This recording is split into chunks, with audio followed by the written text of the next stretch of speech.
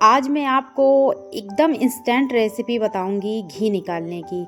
इतनी कमाल की ट्रिक बताऊंगी ना कि मतलब आप लोग भी सोचेंगे ना कि वाकई में अगर पहले पता होता तो हम ऐसे ही घी निकालते। मतलब घंटों फेंटने के बाद फिर पानी डालना तो ये करना, मतलब कितनी प्रॉब्लम होती है घी निकालने में। लेकिन आज मैं आपको एकदम इंस्टेंट तरीका बताती हूँ।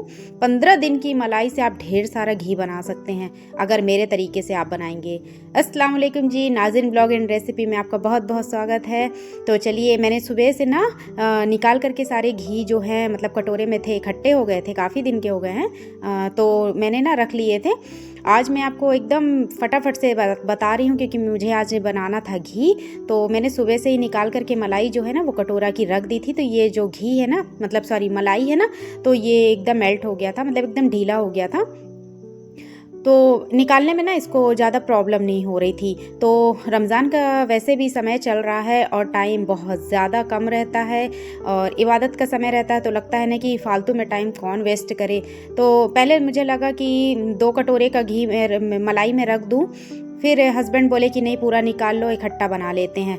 तो बस थोड़ा थोड़ा ब्लेंडिंग जार में हमको लेना है, उसमें पानी डालना है और बस थोड़ा थोड़ा पल्स मोड में उसको चलाते जाना है। 3 से 4 मिनट, 4 मिनट अगर आप चलाएंगे ना तो ये बढ़िया से मक्खन जो है ना वो निकल आता है। और यकीन मानिए, मतलब इतना ज़्यादा घी निकला है। मैं आपको अभी इसका रिज़ल्ट दिखाती हूँ कि मतलब मुझे लग भी नहीं रहा था कि मतलब इतने सारे मतलब जो मक्खन है उसमें इतना सारा घी निकल आएगा। और मतलब कोई भी मेहनत नहीं। हाँ, खड़े खड़े मेरी कमर की बैंड बज गई, वो अलग बात है, बट इतना बढ़िया मतलब मुझे, मैंने सोचा कि ये एक तरीका जो है मैं आपके साथ शेयर करती हूँ। क्योंकि मैंने ना हाथ से भी मक्खन फेंटने का जो है ना वो घी बनाने का तरीका है, वो भी मैंने अपने वीडियो पे अपलोड किया है। लेकिन ये उससे भी ज़्यादा इंस्टेंट है। मतलब अगर आपको ज़्यादा आपके पास टाइम नहीं है तो बस आप मलाई को सुबह से निकाल कर रख दीजिए ताकि वो थोड़ा सा ढीली हो जाए, उसके जो मतलब बर्फ़ वगैरह है ना वो पिघल जाए।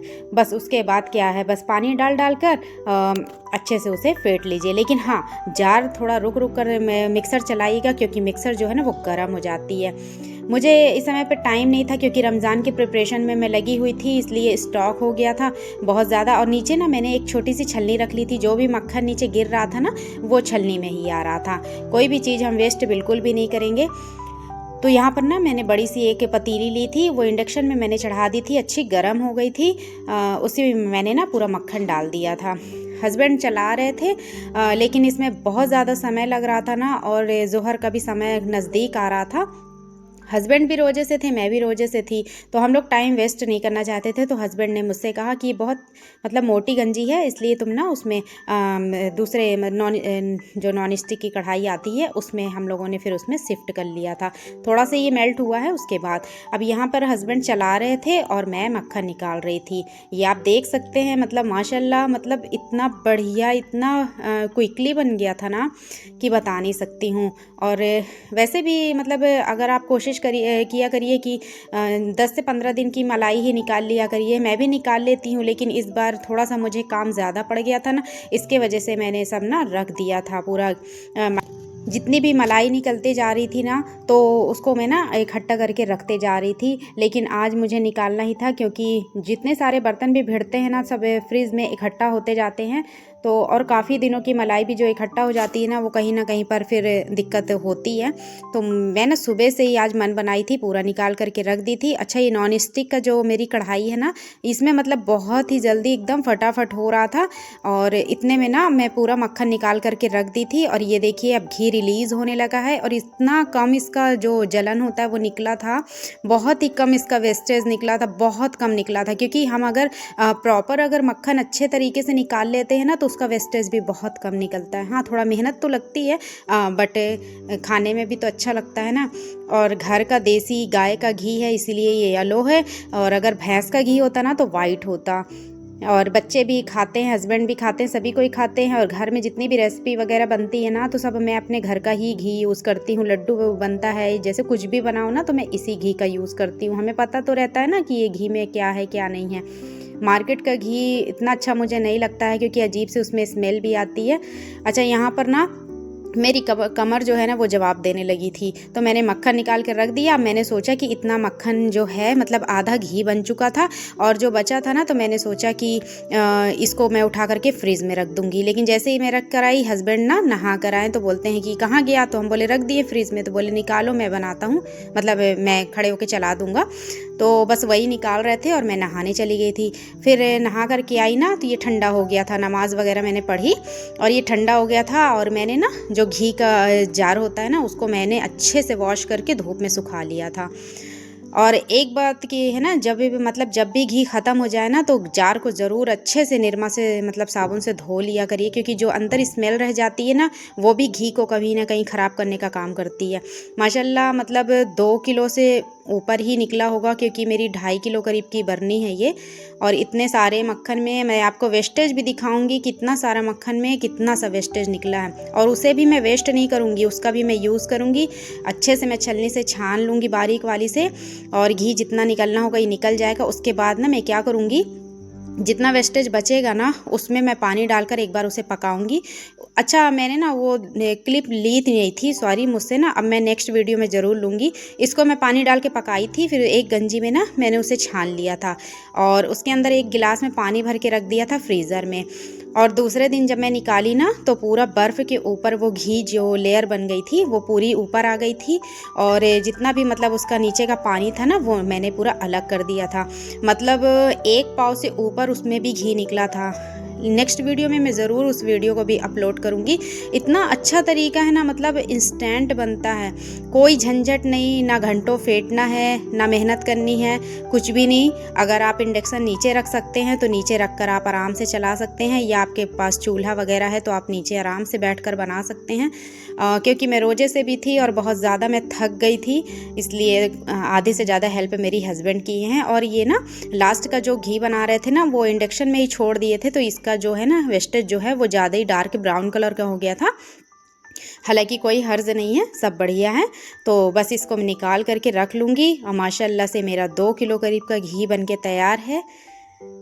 और अगर यहाँ तक आप मेरी वीडियो देख लिए हैं तो प्लीज़, अगर मेरी वीडियो पसंद आए तो प्लीज़ लाइक करें, शेयर करें और सब्सक्राइब कर दीजिएगा मेरे चैनल को। मैं नई नई वीडियो लेकर आपके सामने ज़रूर हाजिर होंगी।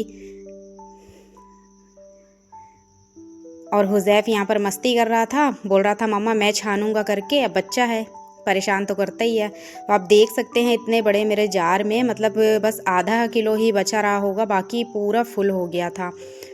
और बहुत ही अच्छा शुद्ध गाय का घी है, वो अलग ही बिल्कुल दिख रहा था, नेचुरल बिल्कुल। इसमें कोई मिलावट नहीं है, नो केमिकल, नो प्रिजर्वेटिव, कुछ भी नहीं है, हमें पता है। और इतना अच्छा टेस्ट रहता है ना माशाल्लाह। हाँ, बस ये है कि आप इसे ना जहाँ पे मॉइस्चर वाली जगह है ना, वहाँ पर बिल्कुल भी मत रखिएगा, क्योंकि मेरा ना कुछ घी पहले के थे ना, जो उसमें स्मेल टाइप की आने लगी थी, मैंने उसे भी कड़का कर के रखा था। फिर तो मेरा जो स्टोर रूम है ना, वहाँ पर थोड़ा सा सीपेज आती है और स्टोर रूम बंद रहता है, इसके वजह से थोड़ा सा ना दिक्कत हो गई थी। इसलिए मैंने ना अब की बार का घी जो है जितना भी निकला है ना, मैंने किचन में ही रखवा दिया है हस्बैंड से। मेरे हस्बैंड ने भी बहुत मेहनत की, बहुत ज़्यादा हेल्प की है, क्योंकि अकेले वो समझ गए थे कि ये थक गई है, क्योंकि खड़े खड़े इतना सारा प्रोसेस करना बहुत बड़ी बात होती है। तो इसलिए किसी की हेल्प लेनी बहुत ज़रूरी है। अगर थोड़ा सा मलाई रहती है तो खुद ही निकल जाता है, उसकी दिक्कत नहीं होती है। लेकिन अगर ज़्यादा मलाई है या ज़्यादा घर में काम है तो फिर किसी की हेल्प लेना हमें बहुत ज़रूरी होता है। ये देखिए, बस इतना सा वेस्टेज निकला एक छन्नी में बस। अभी इसका भी मैं, इसमें बहुत सारा घी है, इसका भी मैं निकाल के, मैंने आपको बताया है जैसे वैसे ही मैं कर लेती हूँ बहुत सारा। हाँ, लेकिन ये है कि जो इसमें का घी निकलेगा ना, तो इसमें हम बर्नी में नहीं डालेंगे, इसे हम एक कटोरी में अलग रख लेंगे, इसी को पहले हम यूज़ कर लेंगे।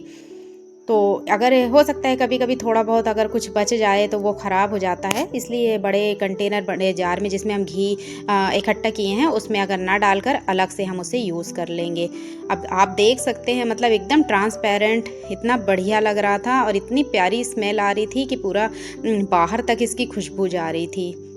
बहुत इंस्टेंट बनकर तैयार हो जाता है, ना फेंटने की झंझट, ना ब्लेंड करने, बस ब्लेंडिंग जार में डालो, पानी डाल डाल कर फटाफट से पल्स मोड में चलाते जाओ। और कुछ टाइम के लिए ना, अगर ज़्यादा आपके पास मलाई इकट्ठा होगी तो कुछ टाइम के लिए ना आप मिक्सर को बंद भी कर दीजिएगा, क्योंकि मिक्सर जो है वो गर्म हो जाती है। सो प्लीज़ आप देखिए मेरी वीडियो, और अगर पसंद आए तो प्लीज़ दुआओं में ज़रूर याद रखिएगा। बस इतना ही बचा था, आप देख सकते हैं। बस आधा किलो घी अगर इसमें और पड़ जाता ना तो ये एकदम फुल हो जाता। ये देखिए, और ये बर्तन है मेरा। अब इसे मैं अच्छे से साफ़ करूँगी, मांजूँगी, और ज़्यादा मतलब ख़राब भी नहीं हुआ है। Thank you for watching.